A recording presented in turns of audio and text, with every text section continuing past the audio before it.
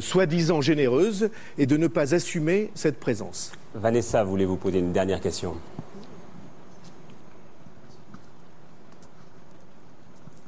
Monsieur Bayrou, bonsoir. Donc, je vais aborder un sujet qui n'a pas encore été abordé.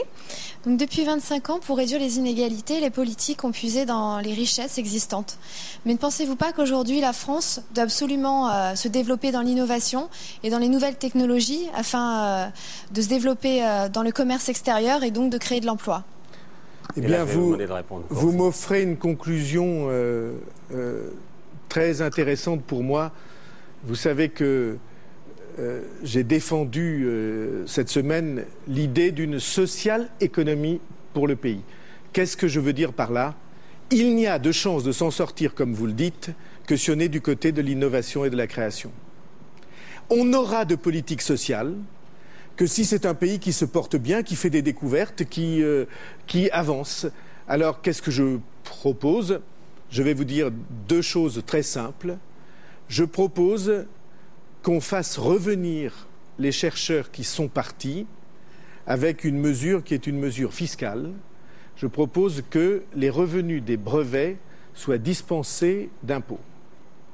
De manière que tous les chercheurs qui sont partis et des chercheurs étrangers qui seraient intéressés par cette mesure viennent réimplanter de la recherche en France et que les chercheurs français trouvent aussi le moyen d'épanouir leur capacité de création.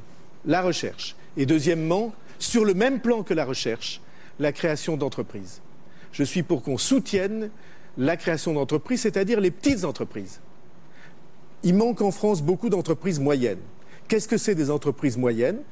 C'est des petites entreprises qui ont grandi. Alors, il faut protéger les jeunes pousses si vous voulez avoir une grande forêt. Il se trouve que les Américains ont fait ça depuis, excusez du peu, depuis 1953.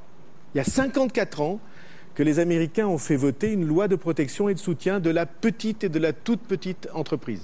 Ils appellent ça le Small Business Act. Eh bien, je propose qu'on fasse la même chose en France. Ça veut dire des simplifications pour qu'ils soient plus assommés sous les paperasses, dossiers à remplir de toute nature. Ça veut dire, deuxièmement, les 2 emplois sans charge que je proposais au début de cette émission, 2 emplois sans charge. Ça veut dire, troisièmement, un accès protégé au marché public. Chaque fois que le marché est au-dessous de 50 000 €, il doit être réservé à des petites entreprises. Et quand il est au-dessus de 50 000 €, que 20% soient réservés aux petites entreprises. Vous savez pourquoi ? C'est pour éviter que les très gros donneurs d'ordre étranglent les sous-traitants. Et je suis pour les aider. Et enfin, dernier point, dernière mesure de cette loi de protection et soutien de la petite entreprise, une idée très bête, mais je suis sûr qu'elle est très importante. Qu'on oblige l'État à respecter les règles qu'il impose aux autres. Par exemple, l'État impose aux entreprises des règles de délai de paiement qui sont drastiques, et il a raison, qui sont sévères, et il a raison, mais pour lui-même, évidemment, il ne les respecte pas. Alors je propose que l'État soit obligé de respecter les mêmes règles que celles qu'il fait respecter aux autres. Alors c'est sur cette réponse à cette jeune pousse que nous allons nous quitter, parce qu'on a un vrai problème de temps.